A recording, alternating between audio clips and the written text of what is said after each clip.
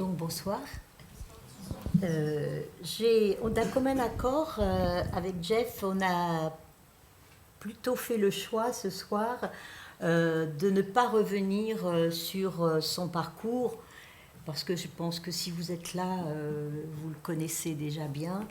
Et puis c'est des questions récurrentes pour lui, donc on a plutôt privilégié, on a choisi de plutôt parler du futur, parce que c'est quelque chose qui le préoccupe, enfin qui l'intéresse vraiment énormément. Donc ça va être plutôt par rapport à son positionnement et comment il peut envisager le futur, et pas seulement d'un point de vue musical. Donc ça va être plutôt autour de ce thème-là qu'on va parler ce soir, que nous allons parler ce soir. Voilà, et puis je vais commencer d'abord par lui demander de réagir à une remarque, parce que nous avons eu pas mal de conversations tous ces derniers temps, et où Sonra est assez fréquemment revenu dans nos échanges, et ça me faisait, je dois dire, particulièrement plaisir de convoquer Sonra ici même, à l'IRCAM. Donc je vais commencer par lui proposer une remarque que Sonra avait fait dans les années 70 et qui me paraît quand même toujours extrêmement pertinente. Voilà, donc on va voir ce que Jeff, comment il peut réagir. Donc Sonra avait dit au début des années 1970, « Le statu quo ne me satisfait pas. L'humanité est arrivée à un stade où nous savons que nous avons besoin d'autre chose si l'on ne veut pas arriver à la fin de tout. Notre planète est en grand danger, en état de crise, nos vies sont en question et jusqu'alors, rien ni personne n'a réussi à faire du monde ce qu'il devrait être, un monde où l'on aurait autre chose à espérer que la tombe. Alors il faut bien essayer quelque chose pour s'échapper, trouver une issue de secours. » Yeah, so Jacqueline would like you to react to the following statement by Sonra, who says he was saying in the 70s he wasn't satisfied with the status quo at where humanity has arrived, and we know that we need other things if we don't want the world to end. And our planet is in a state of great danger, in a state of crisis, and our lives are in danger, but up until this point, no one's been able to make the world into what it should be. A world where you have something else to think about than your grave, and how can you escape? What's the way out? So, drawing from this statement by Sonra, how could you define or even redefine what would be for you the definition of Afrofuturism, and what's problematic? And also react to that remark of Sonra. of Sonra. Yeah. Well, good evening. Thanks for coming. I mean, I am, Afro-American, and come from a country where, it's quite understandable how someone like Sonra would have that type of comment. I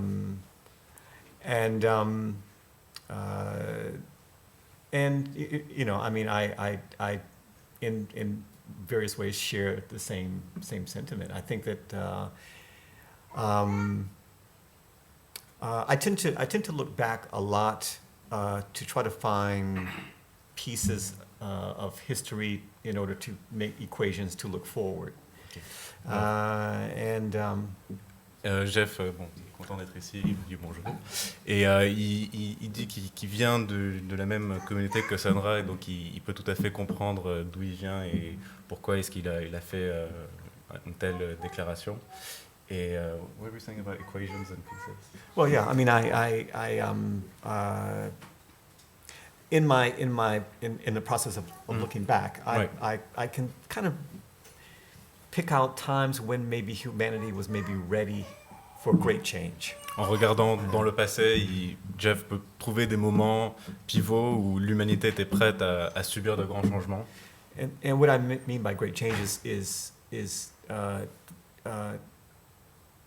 perhaps maybe windows were maybe open at certain times in which maybe a large amount of people could have been influenced, and were ready for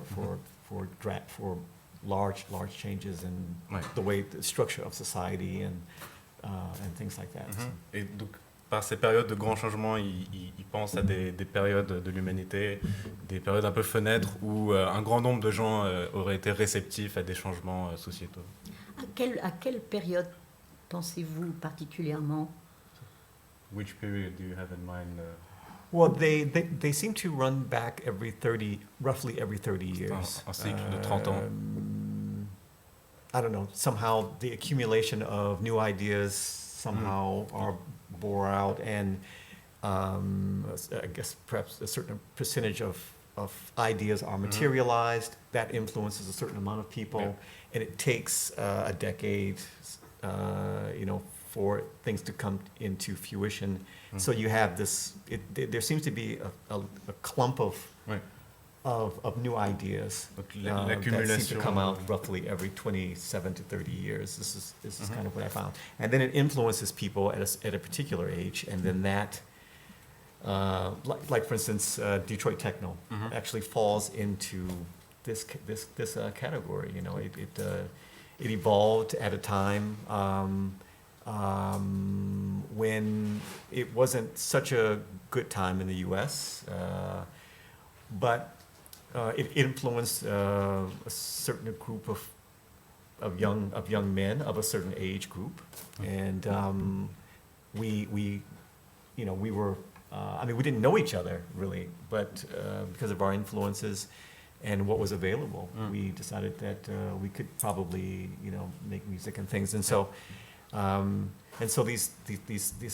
these large clumps of influence seem to come periodically throughout time. And pour la périodicité justement de ces moments de créativité accrue, il a pris comme exemple la création de la techno à Détroit, où justement des jeunes gens qui vivaient dans des conditions difficiles, qui ne se connaissaient pas forcément, se sont retrouvés autour d'un idéal créatif.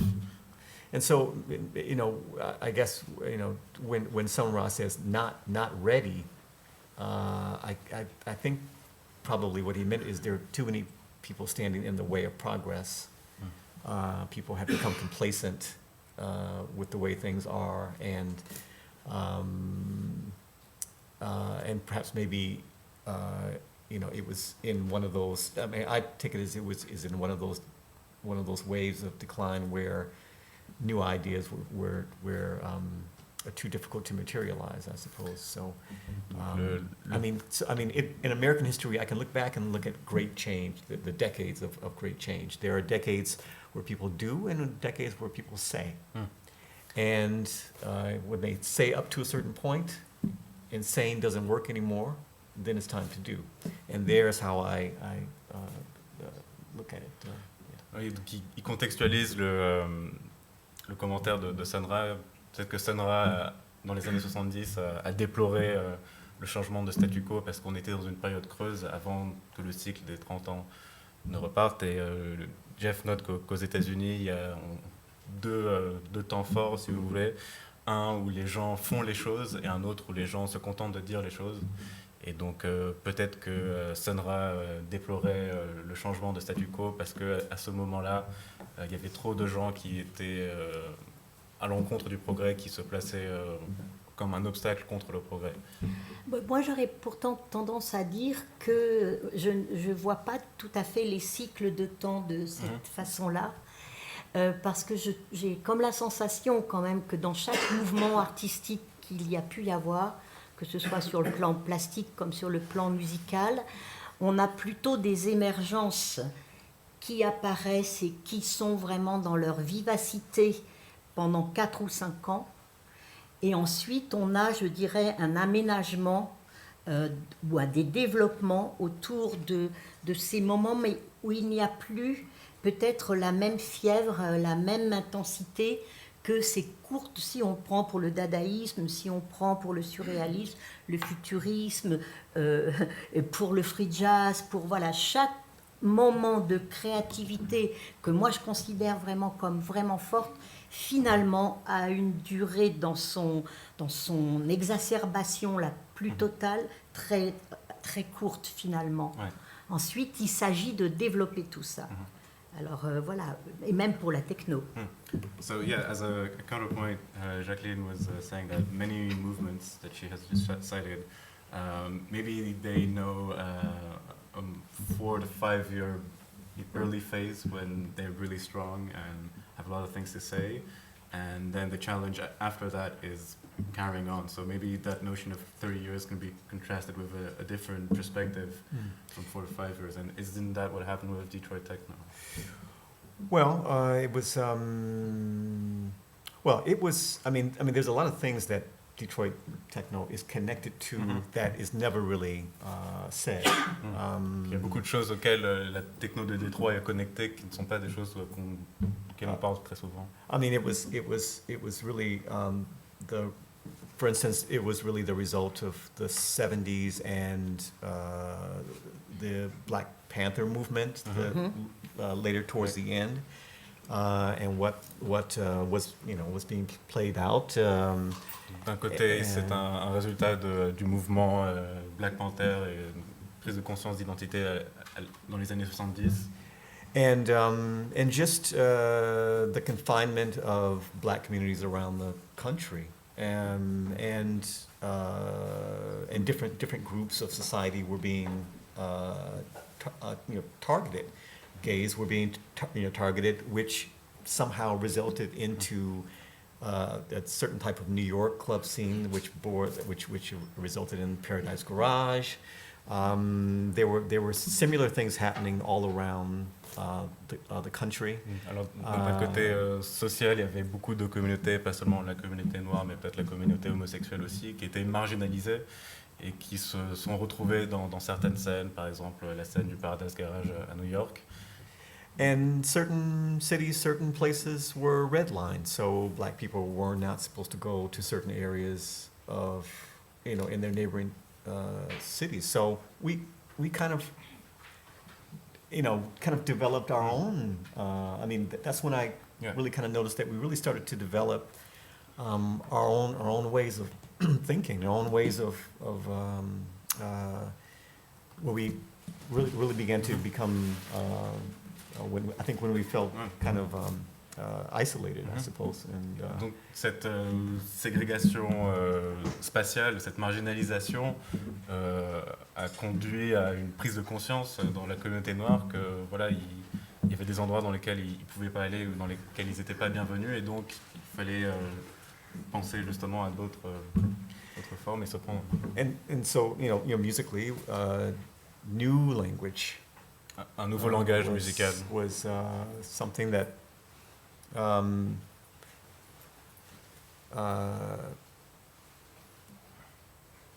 was I mean we had looked at what was happening with funk and soul and disco and which also was the other thing that kind of influenced us to think that the establishment was very much against people getting together to party. I mean, the abrupt decapitation of disco in the U.S. was so shocking that I think a lot of people felt really rebellious and wanted to rebel against it. And that's how house music kind of evolved from Chicago. Donc, influencé par la funk et la disco, qui étaient des musiques qui encourageaient le rassemblement et la fête. Ils se sont commencé à se poser des questions, et quand ils ont vu la manière assez abrupte de laquelle la disco a été décapitée, pour utiliser son terme, à la fin des années 70 aux États-Unis, c'est à ce moment-là que les germes du mouvement house, par exemple, sont nés. So, I mean, it's kind of easy to understand why someone would think that, I mean, it's, for a lot of us, we think there's a lot wrong from our country, historically with music, and so we feel we have no choice but to find new ways of interpreting it and translating it, and going to where we need to go to play it, and so by the time my generation had come around, I think our heads were in the right place, and then we were given a certain amount of technology. They had made equipment accessible and cheap enough that we could go and buy it, you know. And so we really, that's when we really began to use it, not just to make music, but it was really to express the things that we wish the future would become. Donc, historiquement, il y avait justement ce ressenti que la société américaine marginalisait les communautés afro-américaines, en tout cas du point de vue musical, et de pouvoir profiter de la musique en groupe. Et donc il y avait cet élément aussi lié au moment, au début des années 80, où justement ces jeunes personnes se sont retrouvées avec accès à de la technologie qui pouvait leur permettre de créer du son. Et donc c'est la rencontre de ces deux notions qui a permis au mouvement techno de se lancer. Nous parlions l'autre jour tous les deux de ce qu'on a appelé l'afrofuturisme. Et Jeff me disait que ça serait un terme qui nécessiterait d'être redéfini. Alors, est-ce qu'il pourrait y avoir... C'est pourquoi j'avais aussi mentionné Sonra tout à l'heure, parce qu'il a été vraiment associé, pas tout seul, mais avec d'autres musiciens à ce mouvement-là. Et comment est-ce qu'il pourrait envisager, ou est-ce que c'est justement complètement obsolète, de parler d'un afrofuturisme pour quelqu'un comme lui, qui est quand même très très intéressé par l'espace, par les autres planètes, par le futur. So how relevant is the notion of Afrofuturism for someone like you, for someone who's got an interest in space, planets, the future?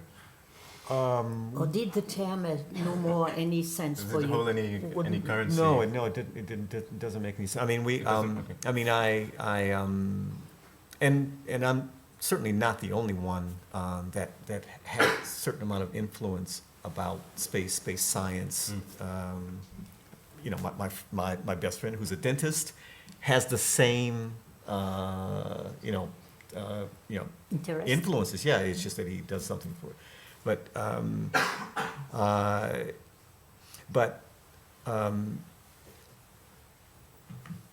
it's not something that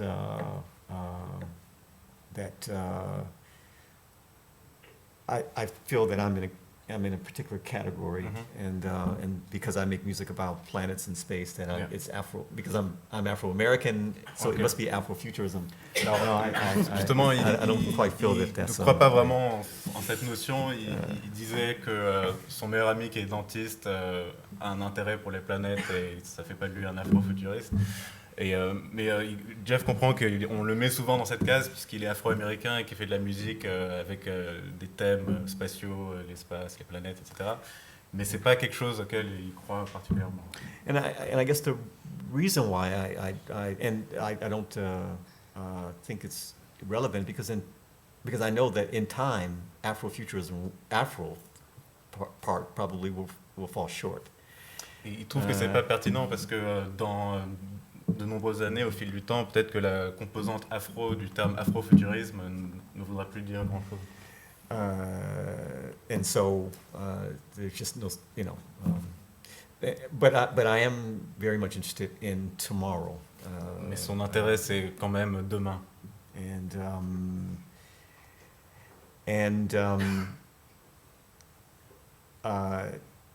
I think that there's great value in thinking and preparing for tomorrow, I think. Et c'est quand même important, voire essentiel, de réfléchir à demain, de se préparer pour demain. Alors, au cours de nos conversations aussi, Jeff mentionnait la possibilité qu'à un moment, en effet, la Terre ne soit plus suffisante ou ne soit pas supportable pour les êtres humains qui la peuplent actuellement et qu'il faudra bien, en effet, trouver un autre univers pour continuer à vivre, ce qui peut être tout à fait, en effet, envisageable à je ne sais quel terme. Mais aussi, je lui avais demandé pourquoi il y avait un tel désir ou un tel intérêt pour un autre monde comme ça. Et la réponse qu'il m'avait faite, et peut-être il peut la commenter parce que je l'avais trouvée vraiment intéressante, c'est qu'il se trouverait à ce moment-là dans un univers où tout ce qu'il a appris jusqu'alors ne lui servirait plus à rien. C'est-à-dire que la mémoire, même la mémoire, n'aurait plus aucun rôle à jouer par rapport aux réponses qu'il serait obligé d'apporter. Et ça me paraissait quelque chose de vraiment intéressant. So she was making reference to a previous conversation where it was discussed that the Earth might not be able to support all of humanity in the future, and the need to go to new places, new universes. And what would be interesting in a new universe is that what people know from their previous experience isn't relevant anymore, and they have to relearn everything. So, could you? Yeah, I mean, I think that might be the most difficult part. Actually, is bringing along the baggage of who we are, what we experienced, the problems that we have to new worlds, you know. Donc c'est ça justement qui serait le vrai défi si on changeait d'univers. Comment est-ce qu'on apporterait nos expériences et ce qui nous définit dans un nouvel environnement, un nouveau monde? Yeah, and I think that it's probably unlikely that we'll ever. That it's just not, I think it's just who and what we are. I think it's not something that, we can erase by therapy or something like that. I think that because of how we evolved, and I think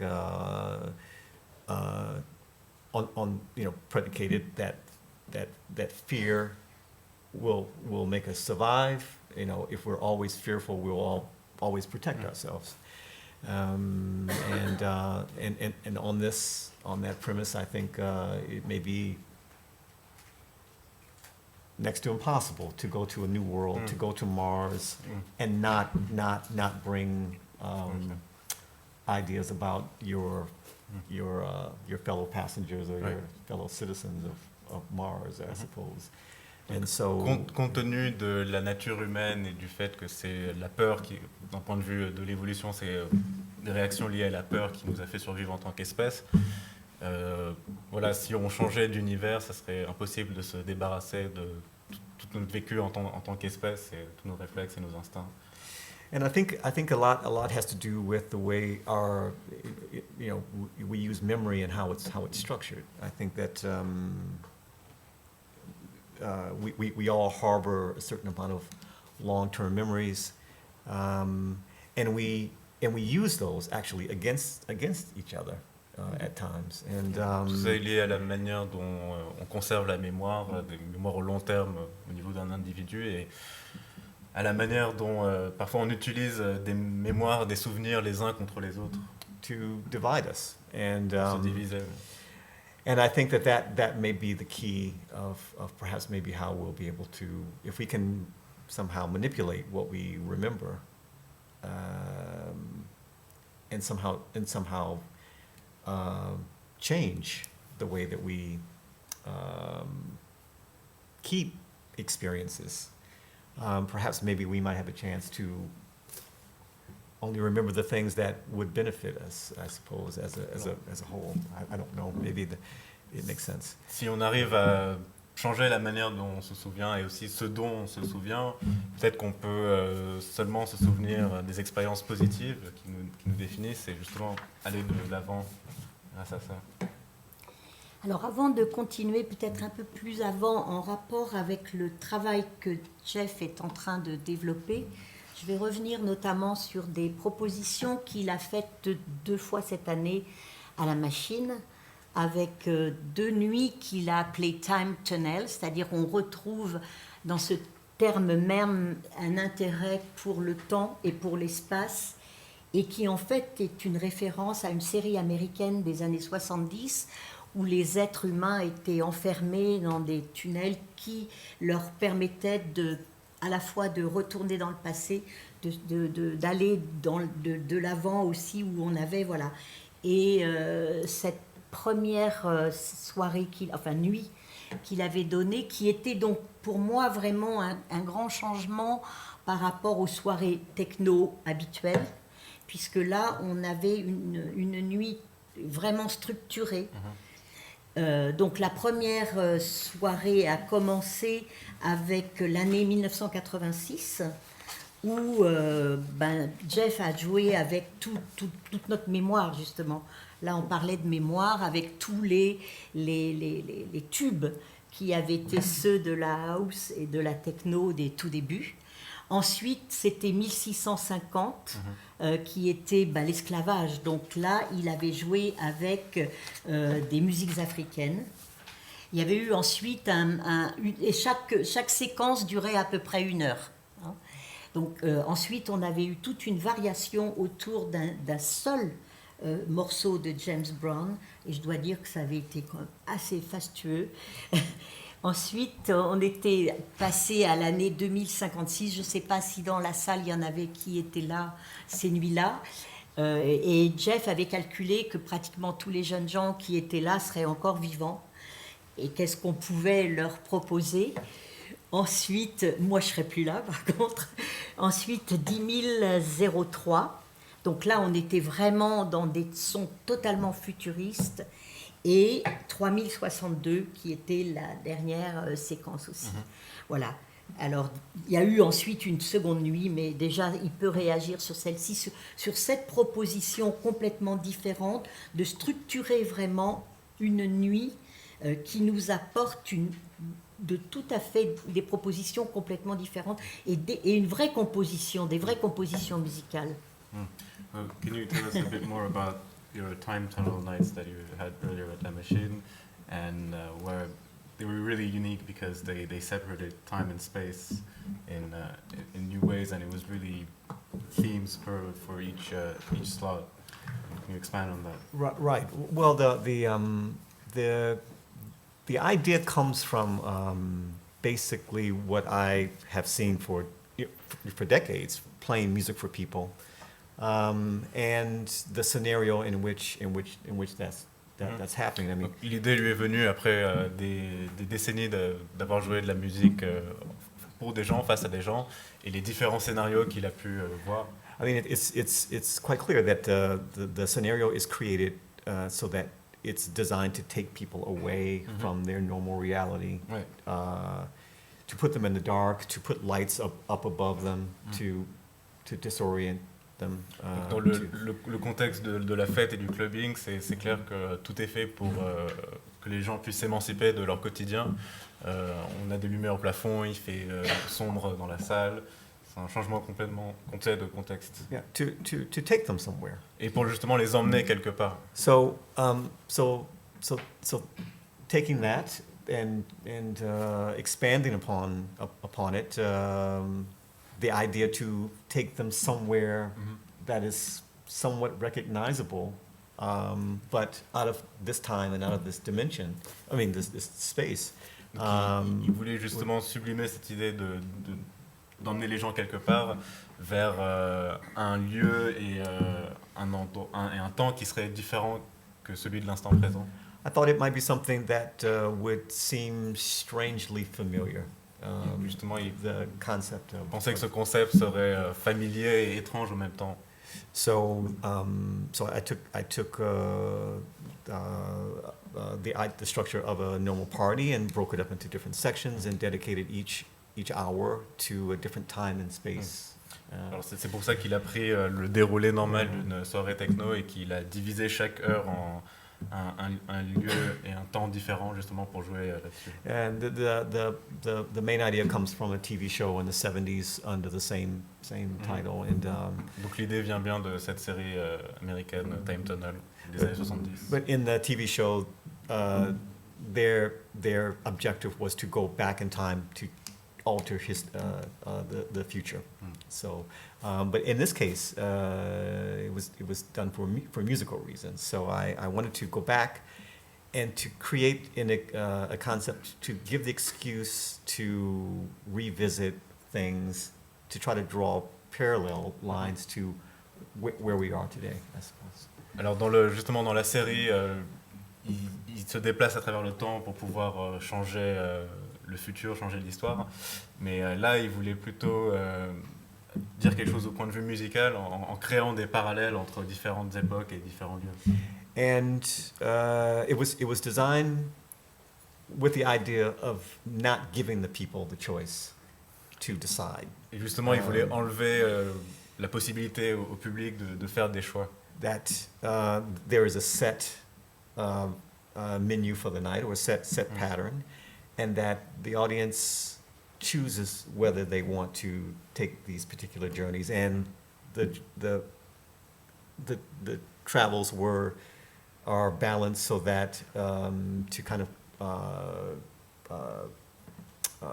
complement people that are maybe older or younger or from particular type of music, to kind of create a more community type of. Le déroulé de la soirée était prédéfini, donc c'est un peu comme dans un restaurant, on peut pas choisir ce qu'on va manger. Voilà, le menu est fixe. Et justement, il voulait quand même être complémentaire, donc que différents publics d'âge ou de goûts musicaux puissent se retrouver quand même pendant toute la soirée. Sound is one aspect, but then also the visual aspect. I realized that the impression of what people see must be something that they just aren't used to seeing, and so I came up with the idea of using spirals, hypnotic spirals, which are actually, you can't show a hypnotic spiral on TV in America, or subliminal images. It's against the law to do that. Donc en plus de l'aspect sonore, il a voulu vraiment mettre l'accent sur l'aspect visuel en montrant aux gens des choses qu'ils ne verraient pas forcément tout le temps, tous les jours, comme des spirales et des motifs psychédéliques. Et d'ailleurs, il note qu'aux États-Unis, on n'a pas le droit de montrer des spirales ou des images subliminales à la télé, c'est illégal. Right, and lots of attention is put to images, and also the colors of each segment, and it's also complemented with performances that enhance each section to point to the idea that the audience is actually somewhere different than where they were before, and it's a mixture of theatrical things, and I just overall I thought that after roughly 30 years of partying and doing the same thing over and over again, the DJ is here, the lights are there, the people are here, and it's just how many hours do we need of the same thing? So I thought that it would be refreshing to, and it's not something that I'm trying to ram down people's throat or anything, but I just thought it would be refreshing to open the door and you go, what the hell is going on here? I mean, this is not something that I'm used to seeing, and I thought that would be a way to redevelop the discussion of what music is supposed to be, what parties are really supposed to be about, and how much more we can do in terms of progression. Il y avait vraiment un souci du point de vue de la mise en scène et de la scénographie, justement pour offrir une expérience différente au public qui est habitué du clubbing. Et Jeff note que ça fait depuis 30 ans que le modèle d'une soirée clubbing et même la manière dont l'espace est agencé, ça fait 30 ans que tout ça n'a pas changé. Donc il se posait la question combien d'heures de fêtes où finalement la même chose se répète à l'infini, combien d'heures est-ce que ça représente? Et donc c'est justement pour ça qu'il voulait un peu changer les règles, aller à l'encontre des normes du clubbing, en faisant une proposition au public qui vraiment serait originale et unique. Donc quand les gens tombent sur ces soirées Time to Night, ils se demandent vraiment qu'est-ce qu'ils font là, pourquoi. Sur quoi pardon. Un peu en lien avec ça, je vais vous proposer de vous montrer quelques images. Enfin, un travail, une collaboration qu'on est en train de mener, Jeff et moi, depuis maintenant un tout petit moment, qui était justement d'arriver à... Jeff m'avait demandé si je voulais bien faire ce film avec lui.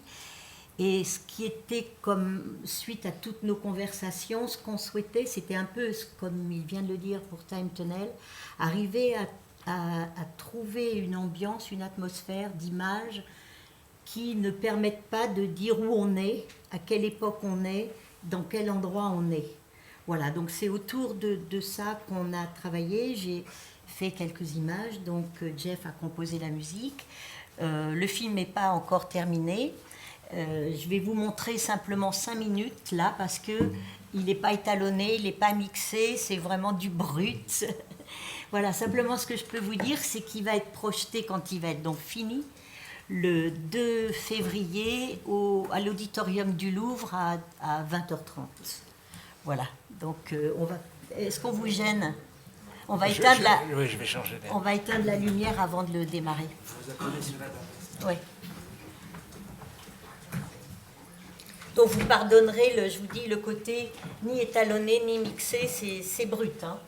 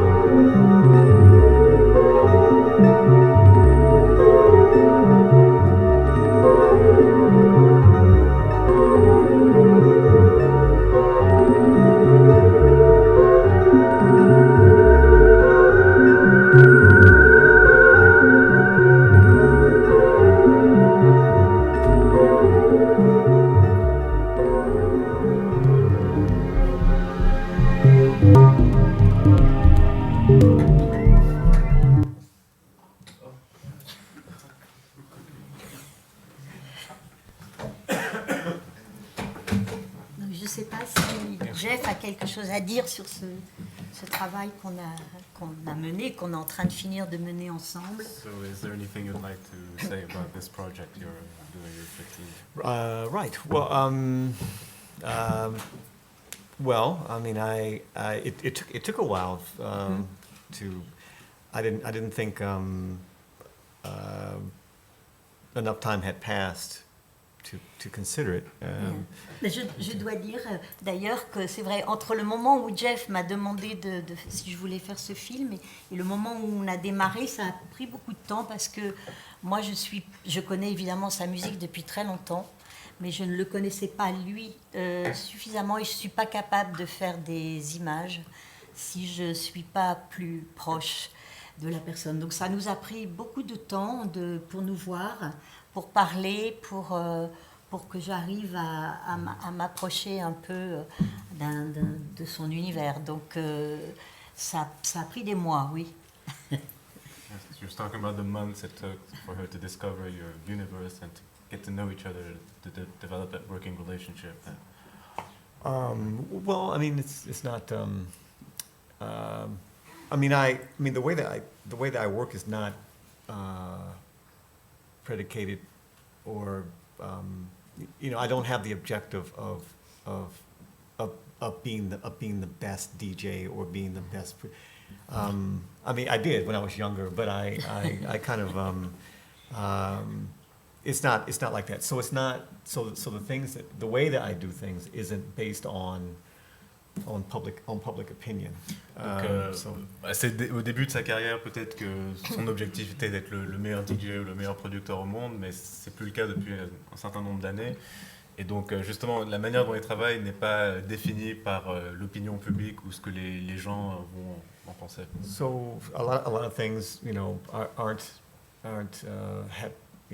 out for the public to find, to have. Beaucoup de choses sont cachées du public, ne sont même pas rendues accessibles au public. And that's because of the way that I think I work, the way that I believe is the best way to produce music or to produce anything is to create for myself. Until I realize a particular point, and then that point is the collective or collection of ideas from previous attempts. Tout ça, c'est lié à sa manière de travailler, parce que son credo, c'est de travailler, d'accumuler des expériences et d'accumuler justement de la matière. And those attempts are rarely ever. I mean, those type of ideas, those type of things are never really seen. They just stay.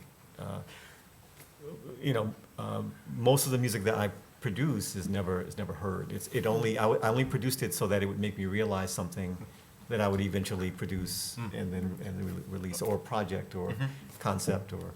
Donc justement, il parle de sa production musicale.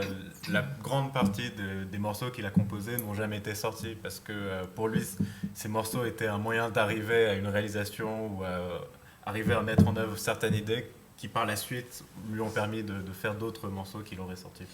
So discussing the film, we we had a couple of discussions of if we were to make a film about techno music. What would the film need to say, and how would the film need to say it? That was the biggest. Donc la grande question pendant les discussions entre Jeff et Jacqueline, c'était justement si on fait un film sur la techno, qu'est-ce que ce film doit dire, qu'est-ce que ce film doit raconter? Basically, what was missing, and I have to go back to the earlier days of it in the early '80s and in the mid '80s. The thinking, at least amongst producers in Detroit and some in Chicago and some in New York at the time, was primarily about the future and creating certain type of scenarios for where we were going. And you have to remember this was the 80s and going into the 90s when the world was gaining momentum and this idea that the turn of the century would bring, it would really, we would take that giant leap forward. So that there had always been this momentum with the fax machine and the mobile, and starting from the pocket calculator in the 70s, and so it had been this constant notification that the future is coming. And so, il faut contextualiser un peu. Dans les années 80, nombre de producteurs de Détroit, de Chicago et d'autres endroits étaient préoccupés par le futur, parce que justement c'était une époque où on commençait à annoncer des grands changements. Il y avait déjà la calculette, la montée du fax et des nouveaux moyens de communication, et aussi cette idée que le nouveau millénaire arrivait, et que justement on avait plein de gros changements et que le futur allait arriver finalement bientôt. Donc c'est cette préoccupation qui a beaucoup motivé les producteurs de Détroit à ce moment-là. So we had this thinking, we had this thinking that what we were doing was or could be somehow connected to what life or what people were going to need, I suppose, or how we were going to be, I guess now, and so. Donc, une des préoccupations, une des choses qui les a motivés, c'était de faire de la musique qui pouvait répondre aux besoins des gens dans le futur, et aussi aux besoins de faire une expérience du futur. And so we all drew these lines, and that's where we started to produce. But and so I thought this film should be representative of the initial ideas, not so much the music, but at least the conversations that we're having. Pour lui, le film devait justement faire écho aux conversations et aux débats qui motivaient les producteurs du début des années 80, justement cette préoccupation sur le futur. So the film really isn't about, it's more about the creative and thought process that goes behind making the music. So c'est plus un film sur justement les mouvements de pensée et les réflexions qui ont mené à la création de la techno, plutôt que sur la techno en elle-même en tant que musique. And and I just thought rather than another film about people at a festival or a DJ on the road and and lonely nights and all those things, I thought it would be interesting to present an idea to you about making something that I don't think most people would in electronic music would think would be related to it, because when we go into clubs and we don't see this, but when you leave the club and you have this sensation of where you've been, what you've been listening to, and this rush of emotion from what the DJ was doing and the atmosphere, that's kind of what I thought would be interesting to kind of simulate in terms of film. Alors, il voulait pas faire un film avec tous les lieux communs des fêtes, des festivals, du DJ en tournée qui s'ennuie parce qu'il est dans un avion ou il est tout seul. Il voulait plutôt réfléchir à ce moment qu'on a quand on rentre de soirée et la somme de toutes les expériences sonores de la nuit se révèle en nous, et on a plein d'émotions qui sont liées à la musique, et est-ce que la musique nous a fait penser, nous a fait ressentir, et c'est justement sur ce concept, cette idée qui voulait orienter le film. Il a fait aussi récemment un projet très important et très intéressant. Il a travaillé avec un astronaute japonais. Voilà, donc en lui posant vraiment beaucoup de questions sur qu'est-ce qu'il voyait lorsqu'il était dans l'espace, quel était le noir, par exemple, qui était une impression assez effrayante d'après ce que cet astronaute lui a mentionné. Et il a fait donc toute une musique pour un musée qui s'est ouvert récemment à Tokyo. Donc je ne sais pas s'il peut parler de ce projet qui pour moi est encore vraiment en effet en relation avec l'espace, vraiment avec et quelle musique il a pu concevoir pour ce projet-là. Could you tell us more about the project that stemmed from conversations with that Japanese astronaut? And apparently you created music American Science Museum. For a museum in Tokyo. And so what does this music sound like? And Right. Well, I wanted to make an album about space travel. Je voulais faire un album sur le voyage dans l'espace. From a common person, not a scientist and not a astronaut. Du point de vue de Monsieur Tout le Monde, pas du point de vue d'un scientifique ou d'un astronaute ou d'un expert. And I wanted to somehow try to translate what it could possibly feel like to enter into the inner atmosphere and to experience, weightlessness and things like that. En se demandant comment est-ce que quelqu'un de normal comme vous et moi pourrait concevoir le voyage dans l'espace, zéro gravité, tout ça. And at a meeting we were having in Tokyo, I kind of jokingly said to our label partner there, a group of people, that it would be interesting if I could speak to someone that had that experience, a first account experience, to try to get some the reality of what it's like. Donc en rigolant un peu dans une réunion à Tokyo, Jeff a exprimé le désir de rencontrer, de dialoguer avec quelqu'un qui aurait justement vécu cette expérience du voyage dans l'espace. So somebody there knew somebody who knew somebody who knew somebody, and made an inquiry to Mamoru Mori, which is Japan's first astronaut that flew on the Endeavour in 1992. Donc de fil en aiguille, il a eu l'occasion de rencontrer un astronaute japonais qui a voyagé dans l'espace sur la navette Endeavour en 1992. And it was explained what my objective was and what I was asking, and he accepted to meet, to talk. Donc après qu'on ait expliqué à l'astronaute pourquoi est-ce que Jeff voulait lui parler, il a accepté. So we arranged to go to Japan. We flew there and to meet him. He is the director of the Maraikan Museum in Odaiba, just outside Tokyo. Et c'est le directeur, c'est le Space Museum. Space Museum. C'est le directeur d'un musée justement qui s'intéresse à l'espace et qui est dans la banlieue de Tokyo.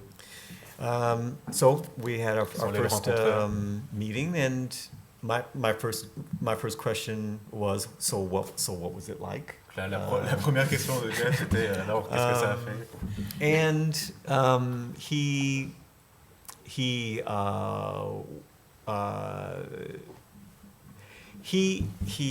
began to explain what the sensation was, and being experiencing. I mean, he had trained for years for this, and he explained what training was like.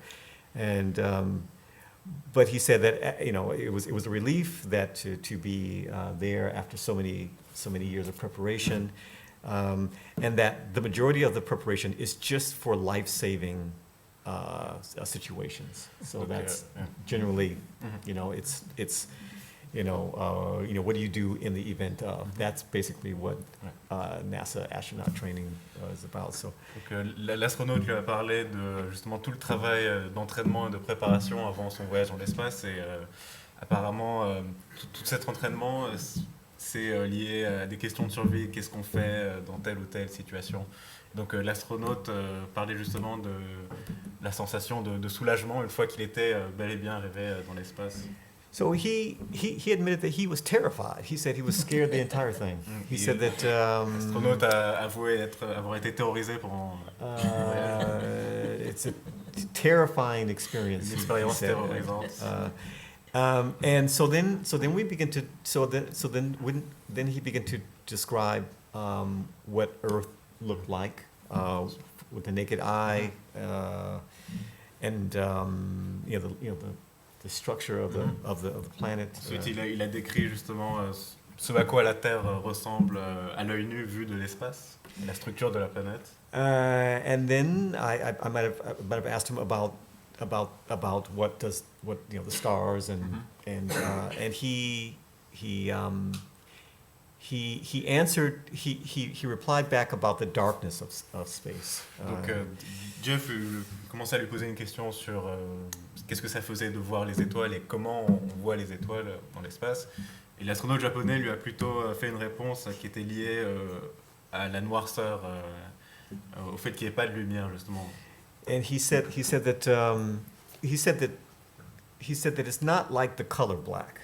C'est pas comme la couleur noire. He said that it's like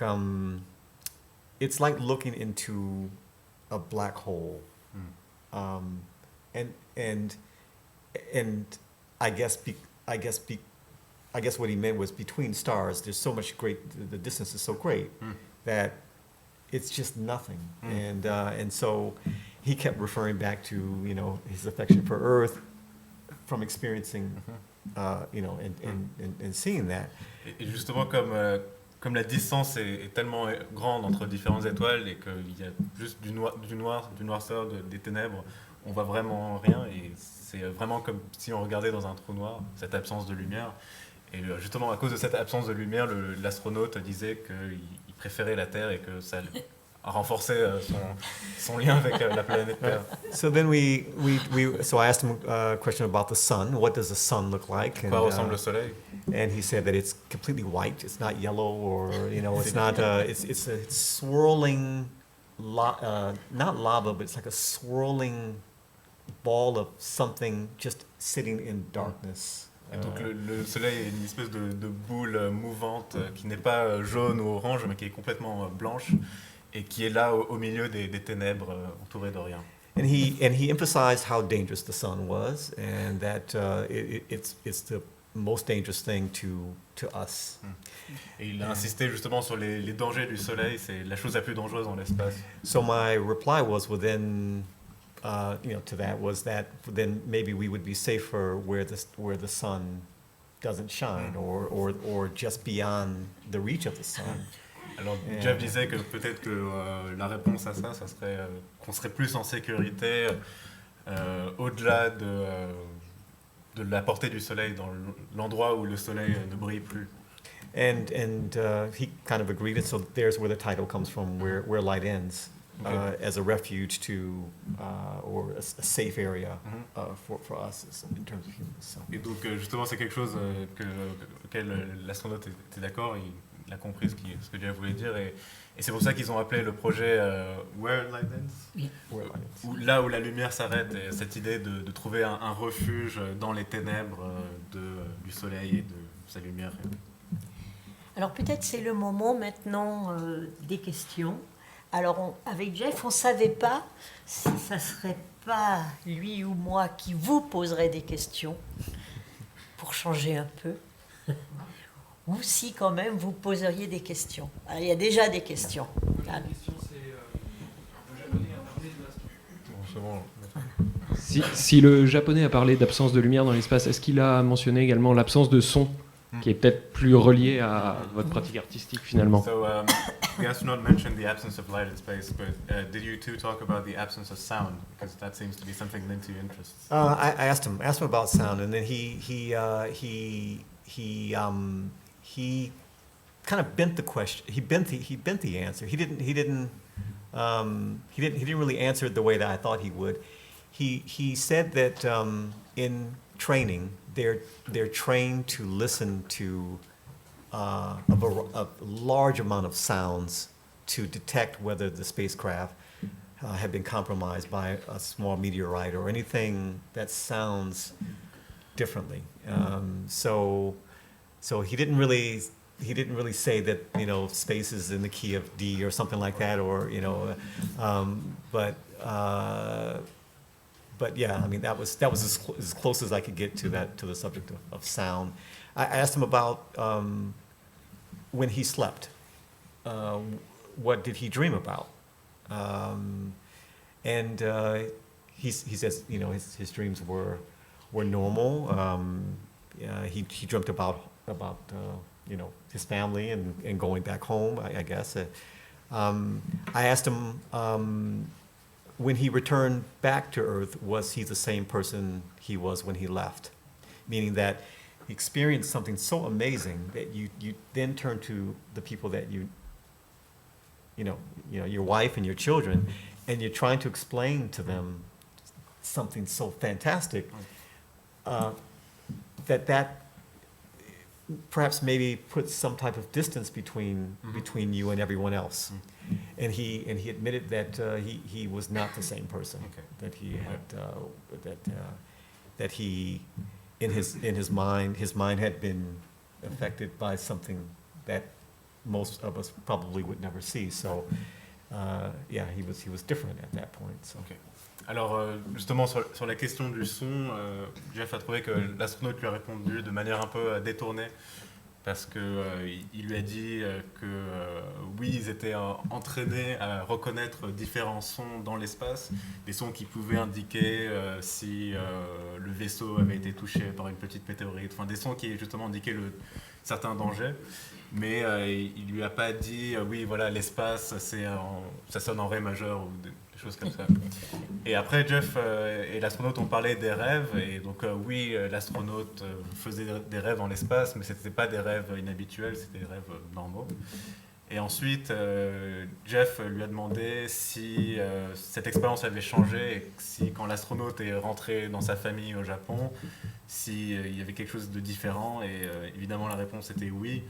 Et cette expérience de l'espace, une expérience que très peu de personnes vivront au cours de leur vie, a tout changé pour l'astronaute. Et donc il n'était pas pareil en rentrant chez lui au Japon. Vous, personnellement, n'avez pas eu l'occasion, bien sûr, d'aller dans l'espace, mais il y a quand même sur Terre la possibilité de s'en rapprocher, au moins au niveau sonore, c'est les chambres anéchoïques. Il y en a une à l'IRCAM. Est-ce que vous avez fait cette expérience, vous? Maybe you'll go into space, maybe not, but a way of getting closer to space is going in an anechoic chamber. And have you been in one? Because there's one here at IRCAM. No, I've never. I've just toured. I've seen it earlier this evening before here, but I don't want to go to space. No, I don't. I have no interest in really going into space. I think what I think about space is probably maybe more interesting than what it really is. I think it's especially speaking to Dr. Mori. I think that it's like when you're well, I'm not sure how many record collectors are here, but it's like you want to find your favorite, this record you've been looking for years, and then you finally find it, and then the chase is over. The feeling is over, and you're looking for something else to kind of fill that void. So I think that I have so many ideas of what the scenarios could be that I wouldn't want to compromise my imagination of what other worlds would be like. So, yeah. So. Alors, il a fait un petit tour de l'IRCAM tout à l'heure, et il a visité très rapidement la chambre anéchoïque. Mais justement, pour répondre à vos questions, s'il avait envie d'aller dans l'espace, non, il ne veut pas aller dans l'espace. Il préfère réfléchir à ce que ça implique d'aller dans l'espace plutôt que d'y aller et de prendre ce risque, et justement de compromettre son imagination de ce que ça veut dire de sortir de la Terre et d'aller vers d'autres univers. Et attendez, excusez-moi, il a justement parlé de cette notion que les gens qui collectionnent des disques connaissent bien. Vous cherchez un disque pendant des années, vous le trouvez enfin, et ensuite vous avez un peu un sentiment de déception, c'est fini, la chasse est finie, on a trouvé ce qu'on cherchait, et on perd quelque chose, et on pense au prochain disque qu'on va acheter. Donc il faisait un parallèle entre ça et justement le voyage dans l'espace. Pour lui, la finalité, c'est pas aller dans l'espace. Du coup, moi j'avais une question sur le message, on va dire, dans la techno. Est-ce que vous n'avez pas l'impression qu'il peut y avoir par moment un manque de message dans la techno? Je fais un parallèle, par exemple, il y avait des soirées il n'y a pas longtemps contre l'homophobie qu'il peut y avoir en Russie. Et il y avait une des artistes qui disait c'est une des rares fois dans la musique techno où on peut vraiment exprimer un message. Et peu de personnes le font au final. Est-ce que vous n'avez pas l'impression d'être un des rares aujourd'hui à, je sais pas, chercher cette communication, à exprimer quelque chose, à exprimer autant d'idées, même que ce soit par rapport aux artistes de votre génération ou par rapport aux plus jeunes. So he was talking about sometimes the lack of political message or just ideas in techno music, and it's very rare that it's seen kind of coalesces around a message. And he was citing a previous example where DJs were rising against homophobia in Russia, and the DJ said it's one of the rare occasions when we can do that. So is there also a message in your music, because it seems that sets you apart from many of your peers?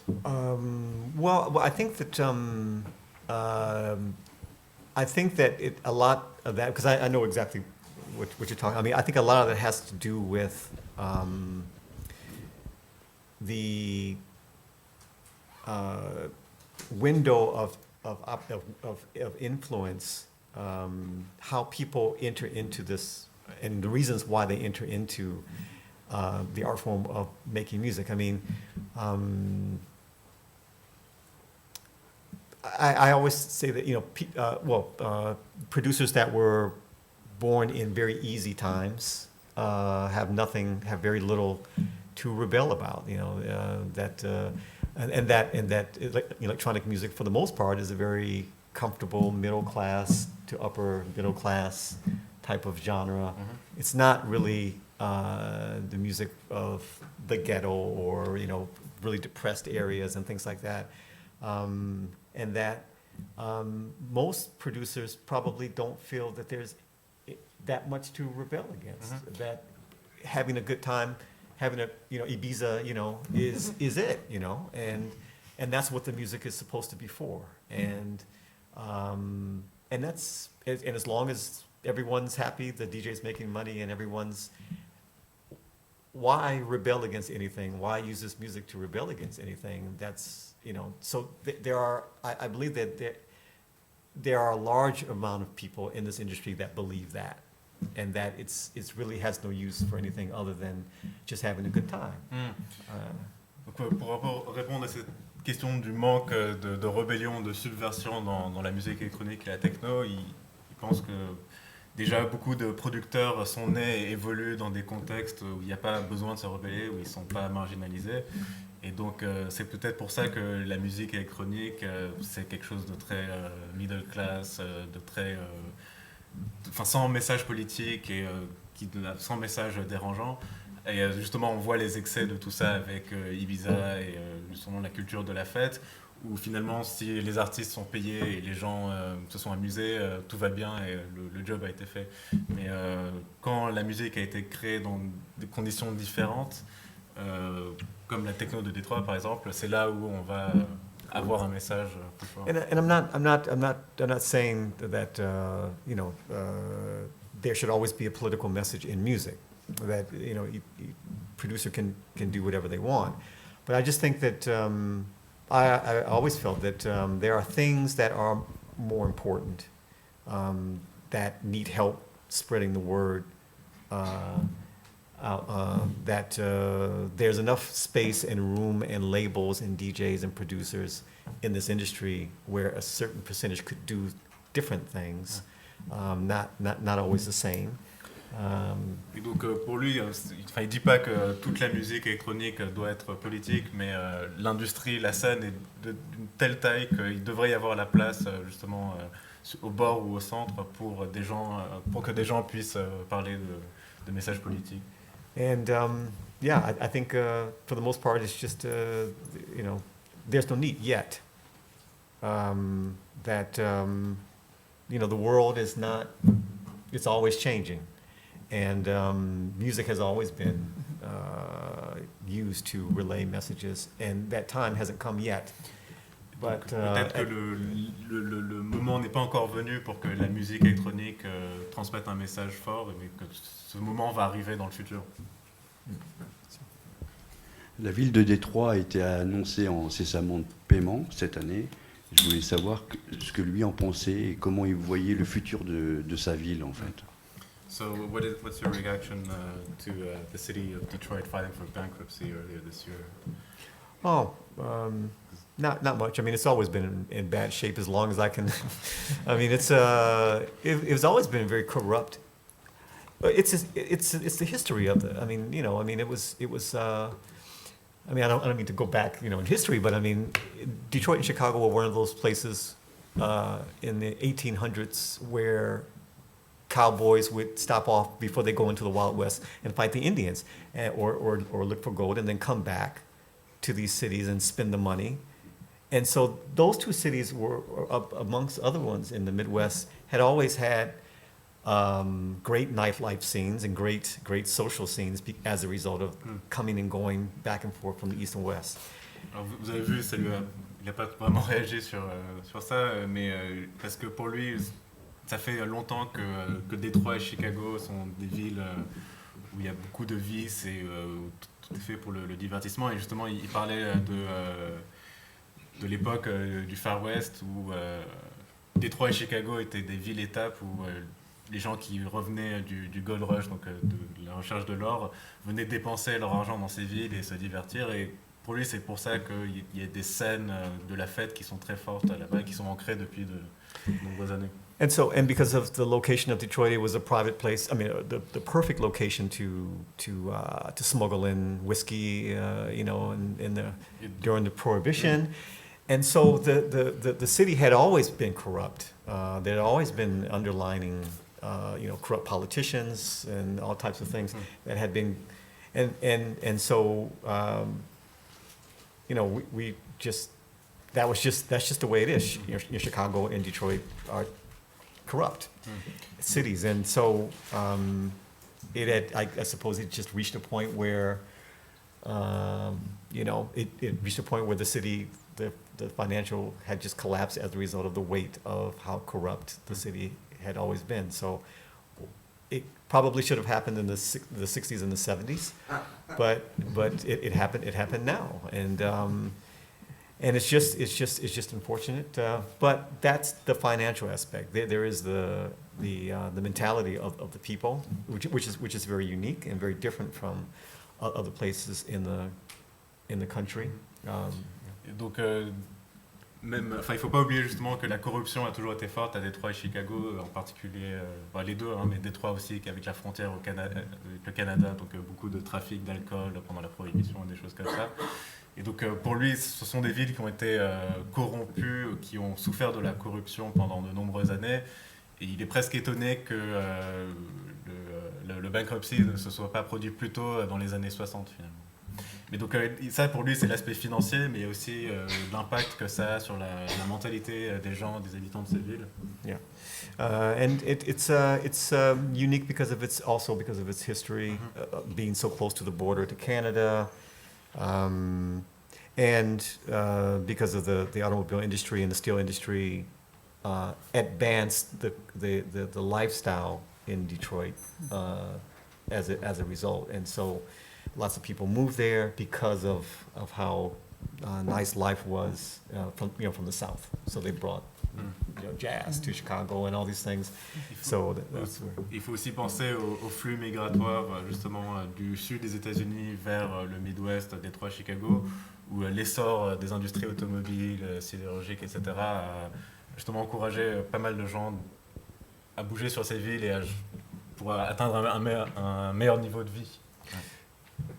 J'ai eu récemment Mad Mike au téléphone, avec lequel, donc, au tout début, Jeff avait fondé Underground Resistance, et Mike disait que lui, il pense qu'à un moment, ce qui est attendu, c'est que la ville sombre en effet totalement, et qu'ensuite elle sera récupérée par des personnes qui vont construire des immeubles, etc., et qu'elle va devenir quelque chose de tout à fait différent. Enfin, que c'est intéressant, quelque part, qu'elle sombre totalement pour qu'on puisse acheter les terrains pour rien et construire à nouveau. Je ne sais pas si c'est son point de vue. So she spoke to Mad Mike recently, and Mad Mike's point of view seems to be that he's almost looking forward for this bankruptcy to happen and for, complete downfall of the city to happen, because only at this moment will people be able to buy lots for cheap, for a small amount of money, and then only at this point can the true renewal of the city happen. Is that something you would agree with? I think so. I think that it had been stagnant for a long time, and the the basic structure of the city had been kind of decaying for decades. Yeah. But musically, it's deep. A lot of my teachers in grade school were somehow affected to Motown in some way, either secretary or studio musician. The gym teacher, was in a band, and so you don't think so much about it because the guy on the corner, was in a band that maybe didn't make it so well, but it was everywhere, music, and it's kind of hard to imagine, but I mean. It was normal for the teacher to tell us to push back all the chairs in our room, and she'd bring in a record player, and we'd dance for the last 30 minutes of the classroom. That was normal. C'est peut-être ce qu'on va faire maintenant. Puis il parlait du déclin structurel de la ville de Détroit où beaucoup de structures sont vieillissantes et sont laissées à l'abandon ou en ruine depuis des dizaines d'années. Et après, il a parlé plutôt du côté humain où, en grandissant à Détroit quand il était jeune, des profs, des gens qui travaillent dans l'administration, beaucoup de personnes avaient un lien proche ou lointain avec les industries musicales de la ville comme Motown. Et donc, par exemple, il disait peut-être que la personne au coin de la rue, c'est quelqu'un qui a sorti quelques disques chez Motown et qui n'a pas vraiment trouvé le succès. Ou sinon, il parlait de sa prof de musique. Et à Détroit, c'était complètement normal, à la fin du cours, pendant les 30 dernières minutes, que la prof amène un tourne-disque et que tout le monde se mette à danser pendant la dernière demi-heure. C'est pourquoi on n'a pas eu l'équivalent à Roubaix. And the city, is also, the people are very competitive.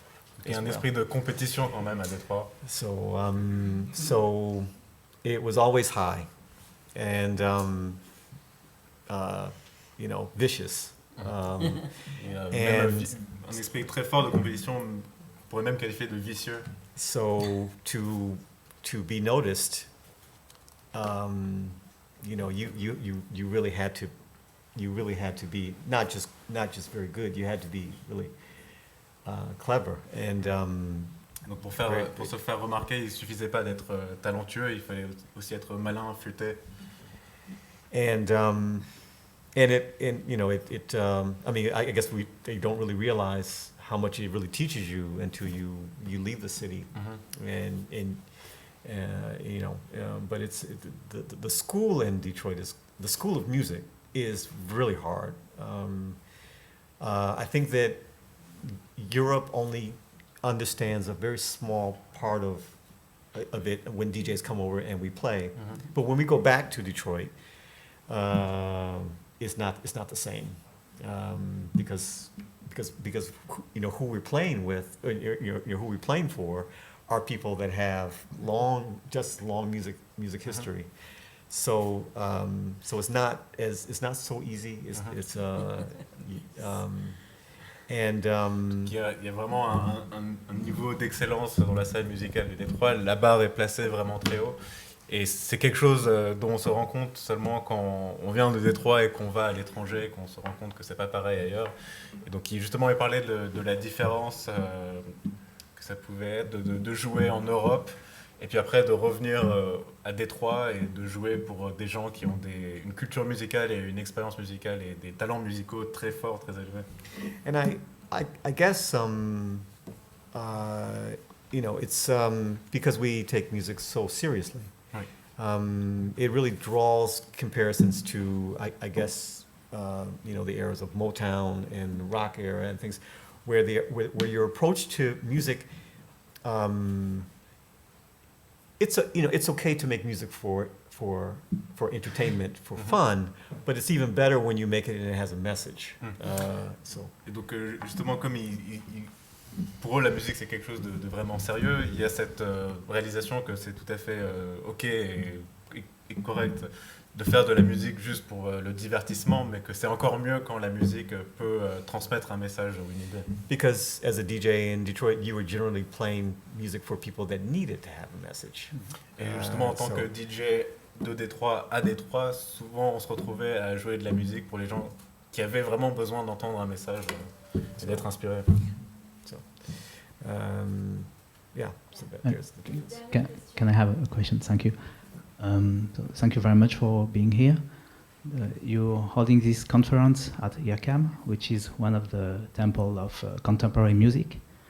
Do you think there are some parallels in the evolution of techno music and contemporary music? And what links do you see between techno and contemporary music? Right. Well. I mean, first to explain, techno is a very dangerous genre of music. Techno, c'est dangereux. Because we never really decided what it was supposed to be and what it was supposed to do. Il n'y a jamais eu une sorte de décision collective sur qu'est-ce que ça doit être et qu'est-ce que ça doit faire.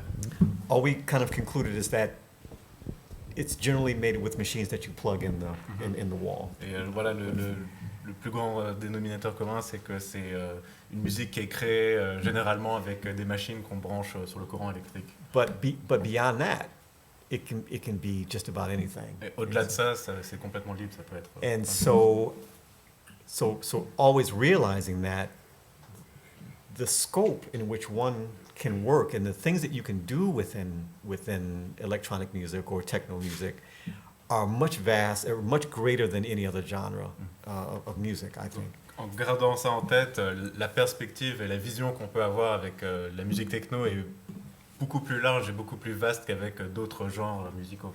I mean, legitimately, if I can tap on this table in a way that would make you feel as if I'm translating something from the future, it's techno. Si vous pouvez frapper sur cette table et d'une manière qui vous ferait penser au futur, alors pour lui, ça serait la techno déjà.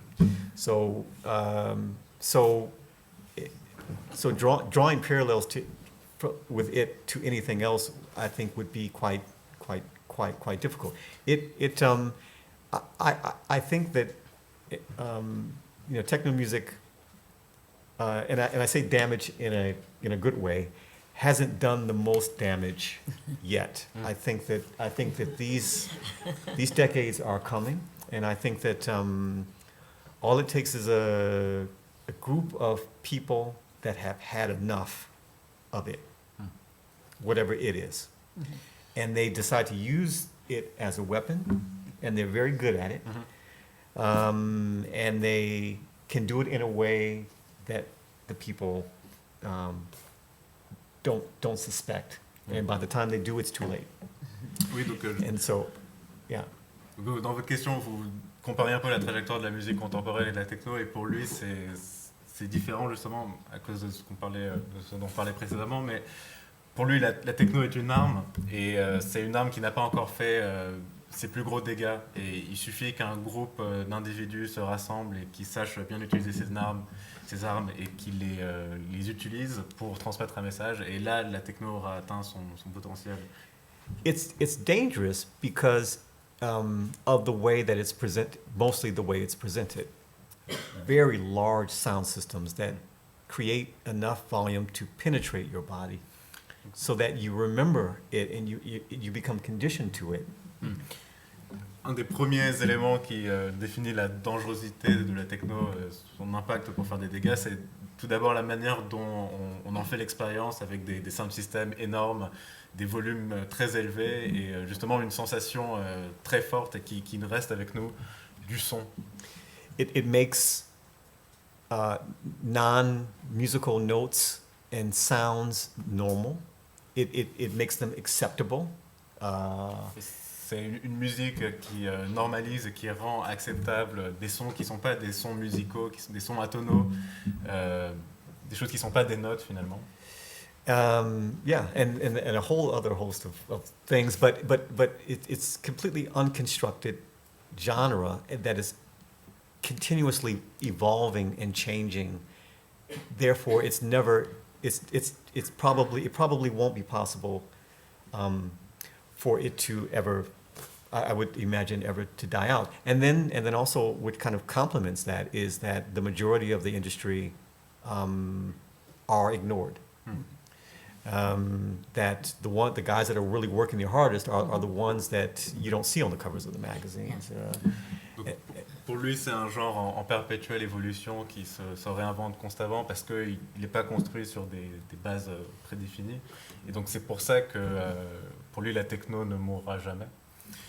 Mais aussi, une autre chose qu'il faut garder en tête, c'est que c'est une industrie très large et qu'on n'a aucune idée de ce que la plupart des gens font, qu'il y a beaucoup de producteurs qui sont isolés et on n'entend pas leurs œuvres, leurs créations. So for many, or not many, but for enough, there's a quiet,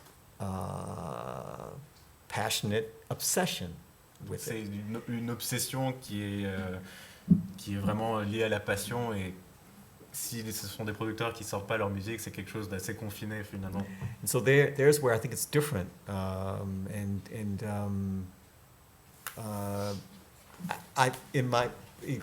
it really goes beyond a lot of other structure, a lot of things, I think. And to reiterate, I think we haven't seen really how influential and how convincing the genre of sound, the style of music can become. So. Et on n'a pas encore vu justement la manière dont la techno peut influencer et convaincre. On n'a pas encore vu ce potentiel. I think that just to speak about music, I think the turning point will be when the average person can understand all the whole collection of feelings a DJ does when he's playing music, because the audience only hears what's happening when the sound comes out of the speakers, but the audience doesn't hear how the music is coming together, and the process in which it's lining up before it comes out of the speakers, which is a completely different sensation altogether. And I think that things will drastically change when the audience can have the full picture, the full scope of the artistry of DJing. Et justement, à l'heure actuelle, dans l'art du DJing, il y a un gouffre entre ce que le public entend. Le public entend la musique qui est diffusée, qui sort de la table de mixage, mais le DJ, lui, il cale ses morceaux, il entend la musique qui arrive, et ce sont vraiment deux expériences différentes. Et le jour où le public pourra avoir, on ne sait pas très bien comment, mais d'une certaine manière, pourra comprendre et avoir des émotions liées à la musique qui va arriver, et tout le processus justement d'assemblage des 2 ou 3 sons qui vont créer le mix, à ce moment-là, ça va changer les choses. Or when the listener can feel the same thing I felt when I was making the music. Ou quand l'auditeur peut ressentir les mêmes émotions et les mêmes sensations que Jeff a ressenti quand il a créé ces morceaux. So I had a conversation with an astronaut, and he's telling me about deep space, and I'm in my studio, and I'm trying to imagine what that could be like while I'm pressing the keys. When we can simulate that and copy that feeling is when I think the audience has a chance to take that giant leap forward. Et pour faire justement ce pas de géant, il faudrait que le public puisse se mettre à la place de Jeff en rentrant d'une conversation avec un astronaute japonais. Il pense à l'espace, il appuie sur des notes de son synthétiseur et il réfléchit à tout ça. Donc oui, il faudrait arriver à pouvoir simuler ces sensations, les émuler, les revivre. Partager peut-être pendant un moment, Jeff disait qu'à un moment nous partagerons peut-être nos mémoires par exemple, ou nos sensations avec des technologies qu'on n'imagine pas encore. Yes, he was talking about this notion of sharing memories or sharing feelings with technologies that might not exist already, but it's kind of linked to what you were saying about the audience also sharing your ideas and your thought process. Right, because I think that when you hear music, it's only a small percentage of what the person was generally probably thinking. Yeah. Ce qu'on entend de la musique, c'est peut-être une petite portion, un petit pourcentage, une fraction de ce que le créateur pensait à ce moment-là. Because you only have 88 keys. 88 touches. Things are probably lost in the translation from what you think to the keys that you press, in the way that, in the timing and the way that you press them. And so then when your composition is finished, maybe it feels in the area in which you felt, but it's not exactly, probably not exactly the same thing.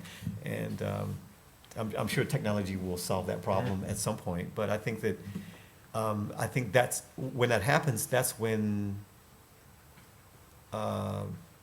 music really begins. I think the music industry and the music really begins to infiltrate the average person. Like right now, people are just listening to music, but they're not able to, they're not given all the parameters of it. They're not given the thought behind it, and so I think that's probably something to come, I would imagine. Et donc justement, il parle au niveau du créateur. On a une idée, on essaie de la jouer d'une certaine manière, mais il peut déjà y avoir un écart entre l'idée du créateur dans sa tête et la manière dont il exécute sa musique, donc dont la musique est enregistrée. Et voilà, si on arrive un jour à faire en sorte que les gens puissent se rendre compte de ce que pensait le créateur à ce moment-là, quelles étaient ses émotions et ses sensations, on peut arriver à un autre niveau de la musique, à un nouveau chapitre dans l'histoire de la musique, où les auditeurs ne sont pas des auditeurs passifs, il y a quelque chose d'un peu plus actif. Je crois qu'on nous fait les gros yeux, je crois qu'on a dépassé un peu le temps. Voilà, je voulais juste vous dire que demain, on va probablement tous se retrouver auprès de Jeff et d'Emmanuel Huynh, que j'aperçois là-bas au fond de la salle avec plaisir. Voilà, et que le film dont vous avez vu un tout petit fragment tout à l'heure, donc sera projeté le 2 février à 20h30 à l'auditorium du Louvre. Voilà. Merci, Jeff. Merci.